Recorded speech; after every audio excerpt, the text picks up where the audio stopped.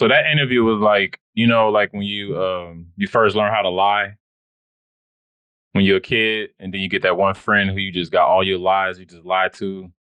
That was that conversation with a lot of truths. Yeah, I agree. I'm sorry, I got kicked off. I don't know what that was. I mean, it was like, dang, what was the little, was somebody listening to our conversation and said, I don't like what you just said? Right. You was talking about Katt. I sure was. I read 3,000 books every year as a 6-year-old. In my head, I was like, how you get that many books? Come on, Calvin. Let's go. Because when he said that, I was like, what did he, was it the Cat in the Hat? Because it was not that many Dr. Seuss books out there at that time, sir.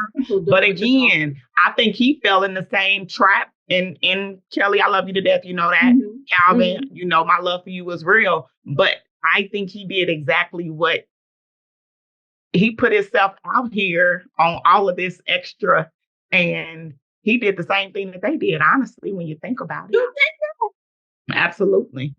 So go ahead. Let me go ahead and introduce the podcast. So welcome to Calvin Podcast. I got my two sisters with me, Dr. T, Dr. Laws. How y'all doing today? It is the New Year's 2024. What's up? We are talking about the just amazing intellectualized, educationalized, most politicalized interview of the 2024 century, the Shannon Club Cat in the Hat interview.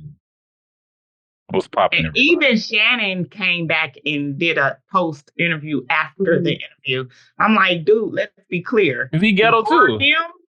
You did not. He had to, and I got it, but he didn't have. He's maximizing off of it too. Yeah, I don't think so. First, I want to say that was a very entertaining interview. Yes, they are maximizing, but as content is king. But we have to So let's go ahead and just go around and just say what's our first impression of the interview. So I thought it was pretty good because it was very messy.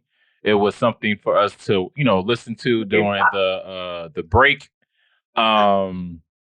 It was polarizing robustly because it came with responses. So people had to respond. So when everybody didn't respond, everyone went back to interview. So it was like a whole research project mixed with just polarity and stuff. And so very entertaining. So I'll start there. And I am going to agree with you.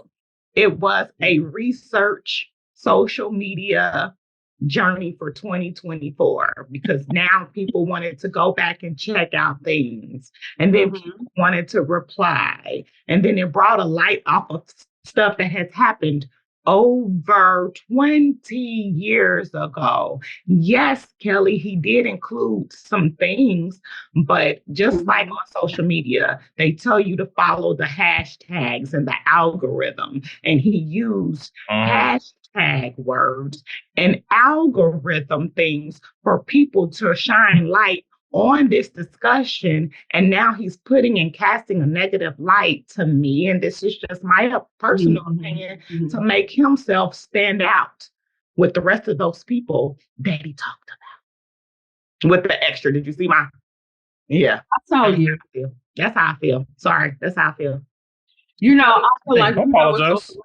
Oh, go ahead. I said, don't apologize. Good. What's so funny? Can I just throw this out here too?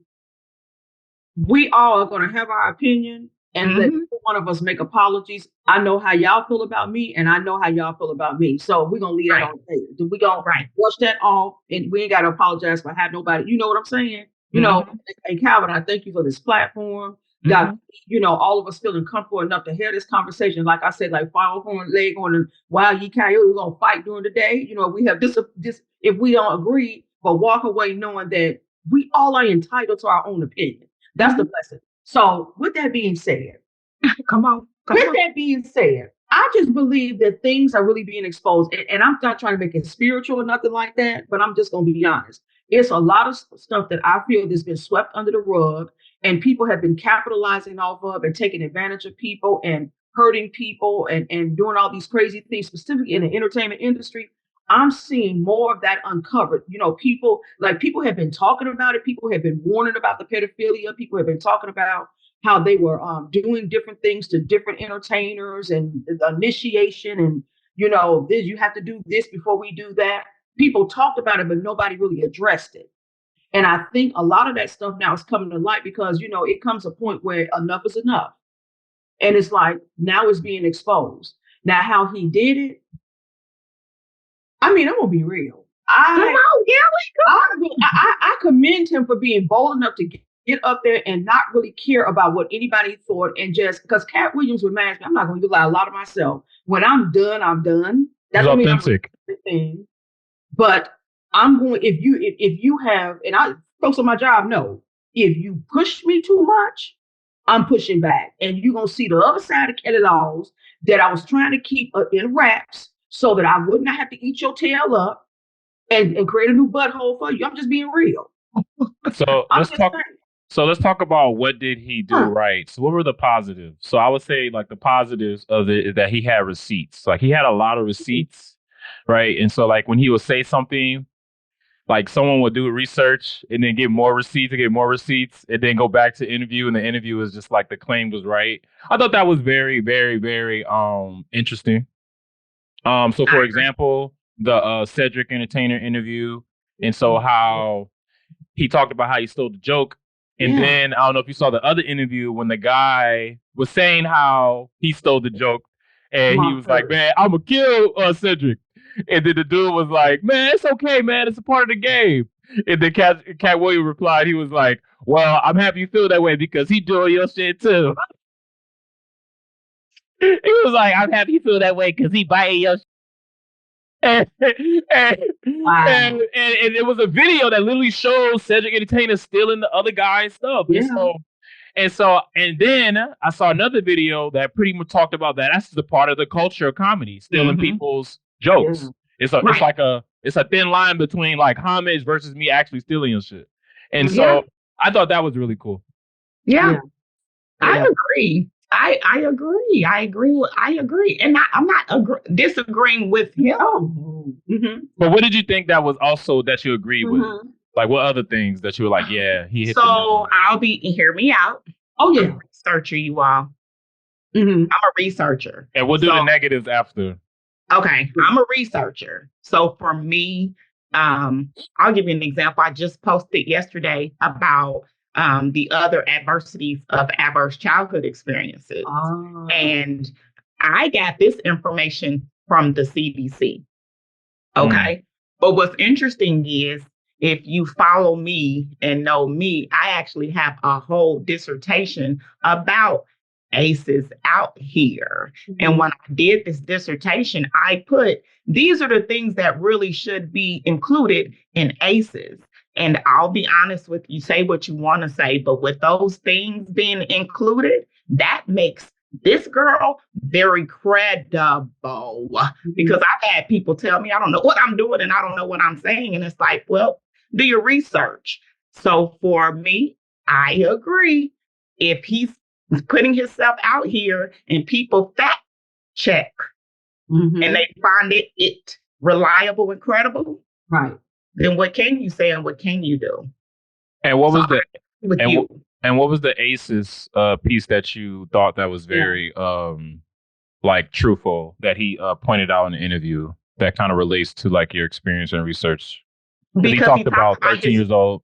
Yeah, he talked about the experiences that he went through with his parents. He talked about he had parents, but then he also talked about him leaving and doing things on his own when he was 13 years old. And if you know anything about adverse childhood experiences, those childhood triggers and childhood traumas can be very triggering. So as he was sitting on this couch, I'm thinking about him reviewing his over 20 plus year old experiences going through the industry as a comedian. And I'm saying he actually has triggering issues with his issues. Because what I liked, and hear me out, what I also liked is him bringing up the fact that he said the Ricky Smiley situation and wearing a dress, and then the next movie he had Ricky Smiley had on a dress. So it was like fact check. I remember that. I'm a researcher. There's some validity and credibility for Katt Williams for that. Yes. Mm-hmm. That's interesting. Kelly? What I think the positive thing about it is that a lot of people were capitalizing off of somebody else's stuff, which I have seen. And when you say, I don't know if it was a trigger for me, maybe it was a trigger for me. I didn't even think about it like that. I really didn't. I'm going to be honest with you. You know how people have taken things from you and said it was theirs, and they capitalized on it, and they are being successful with your stuff. Yeah. And me, I like to operate in, if it's yours, it's yours. I want you to get what you're supposed to get. If it's mine, it's mine. Don't capitalize off of something that I did and then not give me credit for it. You know what I'm saying? But I think that he got hurt like that. So I think the positive thing is that he kind of exposed some things that needed to be exposed. Like, for instance, I did not know Steve Harvey was taken. I didn't even know stealing was happening in comedy. And Richard Pryor, I love me some Richard Pryor, Chris Tucker, Bernie Mac. But, I looked at that and I was like, we didn't treat Bernie Mac the way we treated everybody else. People didn't. What do you mean? Meaning that Bernie Mac had been crying out saying people were stealing his stuff. Really? I was like, yeah. I didn't know that. I don't know. All I know is that Kings of Comedy joke. The mother, if you did more, they will be more. That's all I remember. I'm sorry. Go ahead. Yeah. Mm-hmm. And it was crazy because I was like, he had been saying this for years, just like Monique had been saying for years that Black women were not making money in the industry. Terrence Howard was saying it. Different people were saying it. Denzel Washington was trying to trigger people and say, we're not making the money, even though he is, but there was just this sort of pay scale slide, And for him to expose that, and then all of a sudden now, even though Bernie Mac is not here, it's like vindication. Like, he was trying to tell you guys and blow the whistle years ago. I kind of see Katt Williams as a whistleblower. That's just me. I see him as somebody who, it's time out for y'all to capitalize off of other people and give people their due credit. That's just me, and I feel like if I wrote a book and I've had people steal my stuff, I'm telling you, it pissed me off, but I couldn't, because I didn't have it copywritten. I couldn't prove it was mine. And I've seen people steal my stuff. And then now it's like, oh, the truth is out. I was telling y'all this all the time, even in the school system. I've been trying to tell y'all that this is going on. Now, all of a sudden, people hear the truth. And that's how I saw him. I saw him vindicating so many people who had been crying out for so long that, hey, this is a problem. This is a problem. That's how I saw it. Now, was he right all the time? Heck no. Some of the stuff he did was like, ooh, dang, ooh. But I also saw some positive in it. His humanness kind of took it too far. And I wish he had stayed in the middle. But that ain't Katt Williams. And so the end of positives before we get to the negative, I really like what you were saying just about how he exposed a lot of things. So you pretty much, there's this concept that celebrityism or sensationalism is like is reality, when really it's the smoke and mirrors, right? You have the acting strike, right, where they don't make money, where if you get a role, you have to stop working in any job. You have to keep that role for almost 8 months, right? You can't live life like that, right? Kanye West even said, not to reference his crazy self, but he said, like, in the music industry, they pay you just enough to survive, right? They don't give you enough to thrive. And so I think he just literally stamped, in 2023 that celebrityism is over, and that we shouldn't be worshiping celebrities anymore.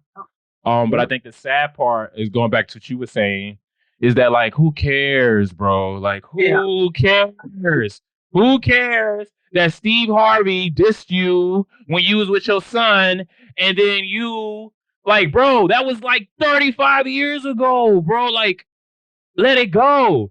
And then all the other comedians who are, like, responding back to them, they have every right to just be like, bro, all they got to do is say this, Torie, let it go. Bro, you still on that? Really? And see, now, I'm sorry. I'm sorry, go ahead. No. Can you hear me? I think you cut off. And I was saying now, right? There are truths, right? And this is why I wanted to do the truths and the lies and stuff. Because Steve Harvey did have a toupee, and I knew that in high school. But people still didn't know that, right? People didn't know, like, and you got to think about, like, again, he had receipts going back to when he lied about the box joke, when he said that he stole, what's the other comedian who was just in Detroit? What's the dude's name? The Steve Harvey show was named after him. Oh, Curry. Curry, right? Mark Curry, right? Mark Curry. Mm-hmm. Receipts. He had receipts. Like, literally, Steve Harvey literally just, and so he literally talked about, and I'll end on this, Torie, like, that celebrityism is smoke and mirrors, right? And that it's cutthroat, and you can't trust nobody in that industry. I agree. And I agree with everything that you're saying, because what I saw was him providing receipts, but shaming at the same time. That's what I saw. I don't break somebody else down for your up. I don't like that at all. So what this happened, and then sit on the couch and say negatively, this man lost his son. That has nothing to do with him wearing a dress. Do you understand what I'm saying? Yeah, I don't like that either. Don't do that. So what, he had on a toupee that don't have nothing to do with. That's all I'm saying. Just like, again, the Harvey Epstein thing. It's like, so he had you do this in front of him years ago. Why didn't you say that then? Why bring it up in this interview with Shannon Sharpe? Because Harvey Epstein is a target word right now. Do you understand what I'm saying? So it's like, is he shaming these people, or is he promoting these people? So I'm going to be totally honest with you. You asked me what I thought, and now all of these people are responding, because let's be clear, they don't have to respond at all. So you don't think that their views on social media have went up? Even Ice Cube came on and said, when I put comedians on, I was just putting them on. Ice Cube, that was years. I mean, like, he hasn't put out a new movie in about 10 plus years. This was when his light was shining. So for him to actually come in and say what he said, I respect Ice Cube. But again, I'll pose that question. Is he promoting? My dude said he had four $50 million offers. No, bro, that's a lie. I don't believe that. My dude said he has 19 Netflix specials. Can you name 19 Katt Williams Netflix specials right now? Can you name 2? You can name the one with that green suit, and that's it. My dude was talking like he's Dave Chappelle, bro. This is Dave Chappelle. You're not even gonna see my hand. Katt Williams is nowhere near Dave Chappelle, bro. And I'm just being honest. This is someone who watches comedy. This is someone who watches Eddie Griffin's Dysfunctional Families, Raw, Delirious. Like I love comedy. And Katt Williams is a mid comedian. Even his most famous comedy special was mid as hell. The deaf. You just deaf. Smoking like deaf. Mid as hell. He was just screaming the whole time. I remember being like in high school. Y'all hear me? Mm-hmm. I remember being in high school watching that. I was like, this is mid. This is funny. Like, my friends be like, deaf. I'm like, yo, Katt Williams, and he was talking about writing. Like, he was talking about like very like artistic things. Like, you not a writer like me, your pen. I'm like, Katt Williams, your stuff isn't that like deep, bro. I'm just saying. But and I will say that he talked about like how Kevin Hart and all these people are not sold out in their shows. Well, Katt, is this a publicity stunt? So now people are going to go and spend those coins because you all over social media right now. So again, is he promoting? The special about to get loaded up. Go ahead, Kelly. We talking too much. Oh no, I like to do. I'm doing my research too, so I'm looking up to see if he has 19. It doesn't say 19, but I'm almost again like he mixed facts, some stuff with it's a publicity ploy. It was more than 10. He said more than 10. I know that. I was like, he got that.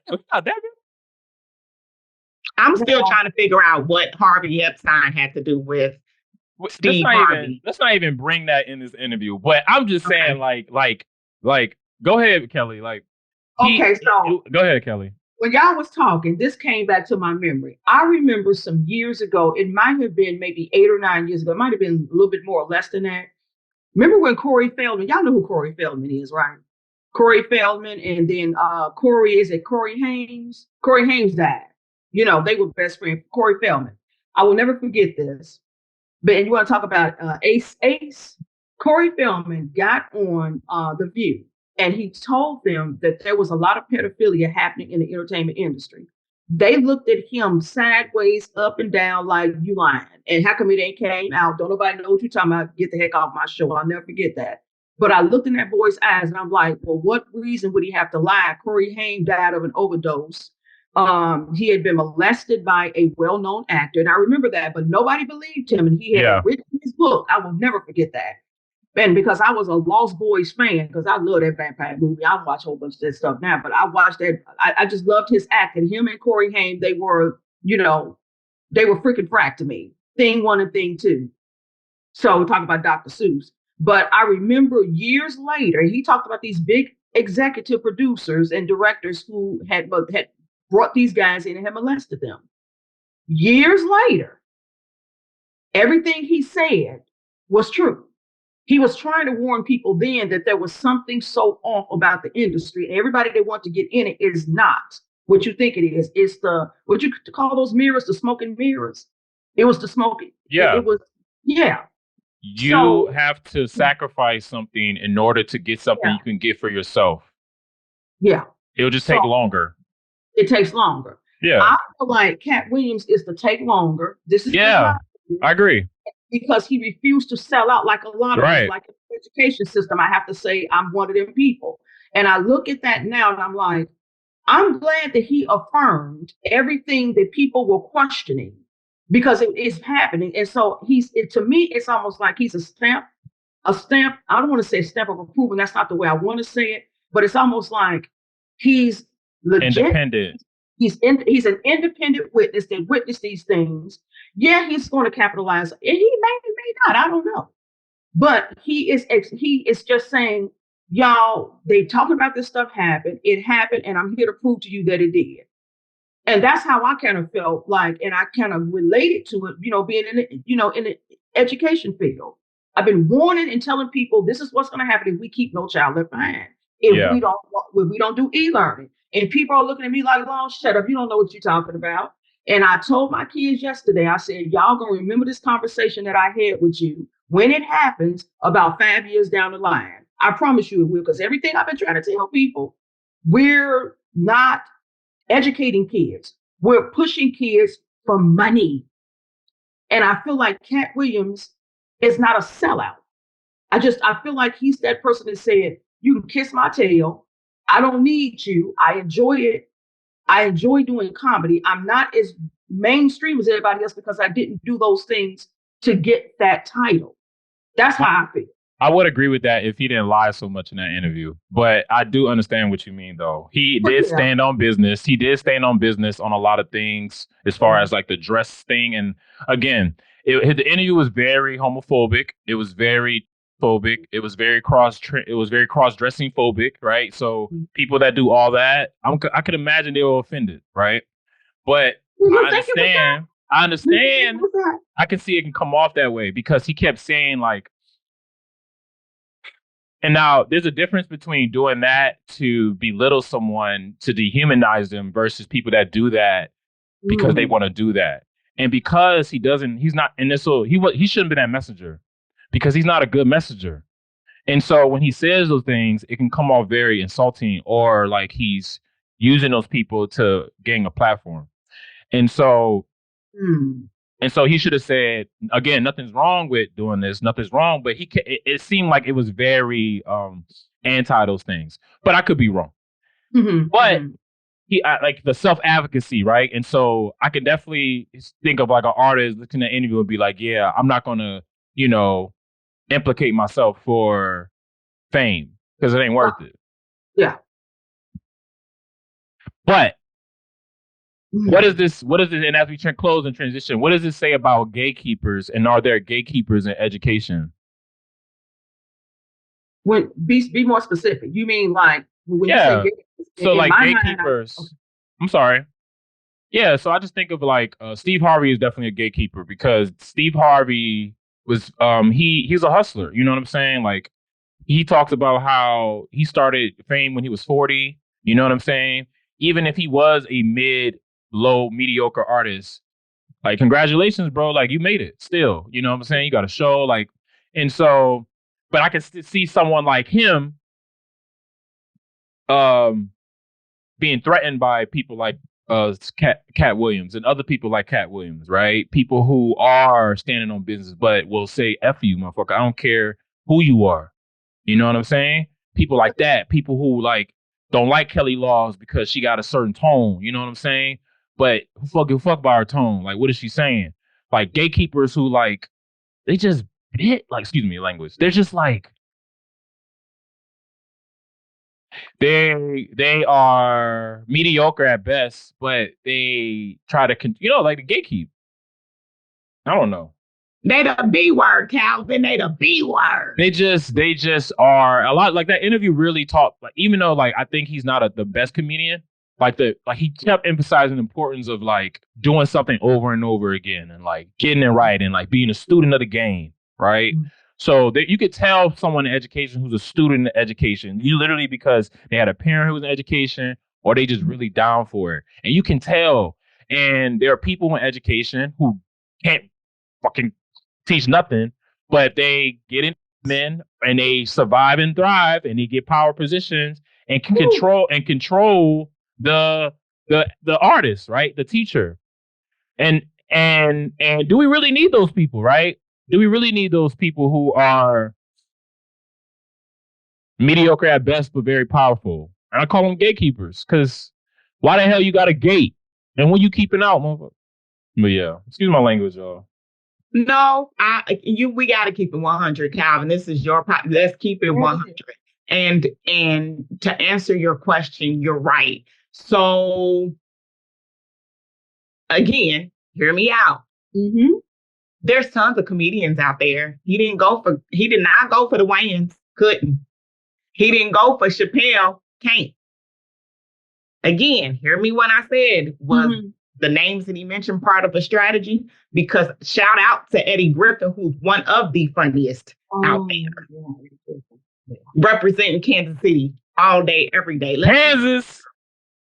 So let's go there if we want to go there. So was all of these people part of his media ploy? Because if you've done research like I have, Kevin is a smart guy. He has foundations, money. I'm a Wild 'N Out fan, y'all. I am too. I like Wild 'N Out. I've watched this since the beginning. If you watch Nick Cannon, he has got a team. Oh, yeah. Mm-hmm. He always yells, incredible. Incredible as an organization, y'all. They all have things that they're doing. They have, if you watch Steve Harvey, or not even Steve Harvey, let me go back to Kevin. Kevin freak with Nick all the time. That's because their studios are close to each other. Research, baby. Let's be clear. Research is as research does. And they are smart by having that one foundation, be victorious. Mm-hmm. And then they have their subsidiaries. So what Katt needs to do is follow the leaders, because I'm sure they have all did the same. So let me go and tell y'all some 100. Steve Harvey is a Q. Ricky Smiley's a Q. And how many people did Ricky Smiley put in little cues that's on Nick Cannon show? True or false? I'm a researcher, y'all, for real. And Katt Williams a part of Wild 'N Out too, so he should know better. Was he or was he not? He should know better. He's sitting up here talking about talking about Kevin Hart. He could have did the same thing Kevin did, and not to say like you want to be like Kevin, but I think there's just some bitterness there, and I definitely felt a lot of bitterness. And like one thing for me, bro, like I'm not no hate, bro. I ain't gonna hate on you, bro. They came from the same show. And not saying from the same show, because Kevin was already, I'm a Soul Planet from the beginning. Am I right? Yeah, but Katt Williams, even that was like a shot. I'm like, why you hating on Soul Plane? Like, everyone watched Soul Plane on bootleg, bro. We already know this shit was trash. Like, who cares though? Like, you a pimp slipback, bro. You a pimp. You played a pimp. And you try to gloss over that like that was like some like Da Vinci artistic thing, bro. Like you played a pimp, dog. Like and he even said that he talked to another person and got information about that. And you got the nerve to talk about artistic integrity? Uh-oh.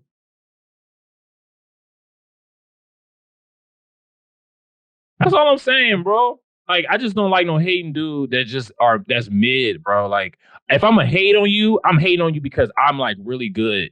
And I'm hating on you because I'm like, I look at you as a rival. Katt Williams is not that funny.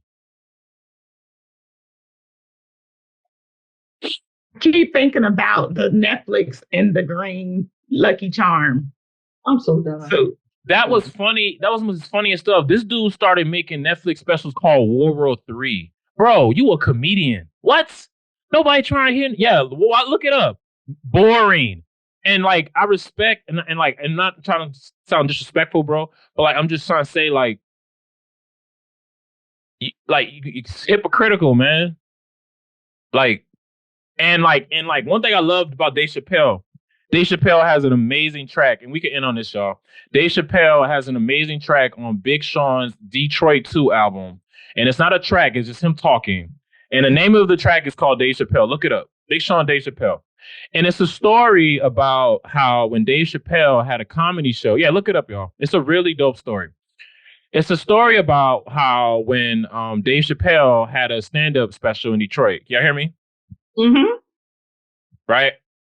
And the beauty of the track is that it's really just talks about how self-aware Dave Chappelle is, right? And why we love him so much. Because he talks about how Detroit is one of the hardest places to do comedy.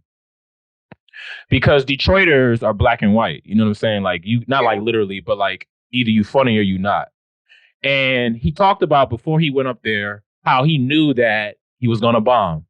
And he kept saying the word bomb. And I was like, what the hell is bomb mean? Meaning that he was going to, you know what I mean? He was going to what? He's going to be funny. He knew that. He knew. Like, he just knew. And then the long story less long, Big Sean dad comes in and like, yeah, because he bombed. Big Sean dad comes like, it's okay, man. Blah, blah, blah. But pretty much the whole point of that is saying that he knew, like, bro, I know I'm not good. And it's Dave Chappelle. Dave Chappelle saying, I'm a bomb. And you are Katt Williams talking about, I got $50 million. Like he was talking like he was Eddie Murphy. And you are not Eddie Murphy. You're not Eddie Griffin. You're not George. What's the dude in Double Take? That with the show with. I could think of not like he's not that funny. And he was talking like he was like cocky. He was cocky, very cocky. He was talking like he was Richard Pryor, bro. And Richard Pryor put himself on fire giving fellatio. Oh, yes, he did. Yeah, he did. The most humbling dude ever. He was on crack, dog. Yeah. And he was like, I'm not doing drugs. Like, what's wrong with being on drugs, first of all? Because a lot of people on drugs, they can't help it. So that like, you gotta understand that too, bro. Like, there's a lot of things he was saying that was like very like, no, I get that. He was saying that because he was defending himself. So I get that. Mm-hmm. But what I'm trying to say is like, Yeah. Wow. So as we close, I'm with you, Calvin. And Kelly, I'm not against what you're saying. I love what you said. Girl, That's clear. listen to me. Yeah. Let me put this on this. Let me tell you something. I'm a grown woman. You're a grown woman. You're a grown man. What do you think, Kelly? No, but this is the thing. You know what? If we can't have grown people conversations in this world we live in, then there's something wrong with this world. We are all entitled to an opinion. Mm-hmm. Some of us like Katt Williams, some of us don't. Some of us thought Katt Williams was off the chain, like you should have did that. Some of us thought about time somebody said something that I could understand what you were saying. Now, you asked me what do I think? Just like, do you think that was he opportunistic or was he genuinely standing on business? And we can end on that. Was. You know what? I'm gonna tell you something. Everybody sees the world differently. And how I saw the world, and this is something that I heard you all both say, how we all see things differently. Mm-hmm. I saw it from my own personal experience because that's how people learn. You learn sometimes and you connect things to things that you already know. I connected to what I already knew in my own personal world, in the world of education and in my life period. I understood where he was coming from. I'm not saying everything he said was right. He was probably saying some things that like, dang, I would have never exposed that to my worst enemy. You know what I'm saying? However, I just really felt like he validated what I had been seeing in the industry and people was trying to brush it up under the rug. That's what I appreciated about him because I wanted to see people really genuinely get into an art like acting, music, and not have to be a victim to somebody else's predatory nature. That's what I appreciated. Yeah. If I saw it for nothing else for that. And I'm not saying that I need to, and let me just say this because folks gonna listen to this video. I'm not saying everything he said was right, and I'm not saying everything he said was wrong, and I'm not saying his delivery was perfect. However, from what I understood in my own personal experiences with my situations and things that have happened to me, I appreciated the man for being bold enough to stand up and say, this is what's happening. I hope that people can get into a field that they don't have to sell out. That's what I heard. In spite of everything, the delivery it was crass, but I heard him say, you should not have to sell out to be an actor, to be a singer, to be a comedian. That's what I heard. Now, was it wrong? Some of the stuff, oh my God, yes, absolutely. Katt Williams, I love you, but some things I probably wouldn't have said, but I ain't you. But I agree that in the world we live in, we should be able to do anything that we want to do without somebody telling me or trying to sell me out or use me, manipulate me, take advantage of me, touch me, feel on me. I should be able to do those things without having to sell my soul. You understand what I'm saying? That's the part that I agree with 100%. Mm-hmm. So expose it. Absolutely. Mm-hmm. Absolutely. And my last question before we go, if y'all were to grade Shannon Sharpe's interviewing skills on a scale of 1 to 10 or give him a grade, what would it be? I'll go first. I'll give him a D+. I'll give him a D+ because it was a nice environment. All he had to do was let Katt Williams go. But he didn't conduct the interview very well because it was a lot of cap. And I felt like he could have made the interview even better, just by kind of because what happened was a lot of the celebrities had to come out and elaborate, where I feel like the art of interviewing is you have to get the interviewer to make that elaboration so you can get them to keep themselves from lying. Because if he starts lying in the beginning, he gonna keep lying. And he gonna make some truths in there. But if you not even bro, that don't make sense. Katt Williams, pause. Put the drink down, bro. You just said you ran a 4.3 at 7 years old. A 4.3 is an NFL speed. You are an NFL player, so you should have. Anyways, what do y'all think? I could go on forever, man. I guess I really had something to say about the interview. No, I go ahead, Kelly. Go ahead. No. You go ahead. I was listening to you. That's why I leaned in. And so I agree again with Calvin as a person that has a podcast. Mm-hmm. I think Shannon should have stepped up to the plate a lot. He let And I think that's the reason why I had a problem with him replying after the interview, because all of the things that you said, Calvin, he should have done within the interview. Baby, it's your interview. You are correct. It was 3 hours. You could have said, stop and pause. Because this that was the exit. Am I right? It's your show. You let this man come in and take over your show. I let my people know I have a list of things that I may discuss, but these are only the list of questions based off of how the interview goes. I do let my people talk. Let's be clear. You all have seen my podcast. I let them talk, but I let them also know that this is my podcast too. Mm-hmm.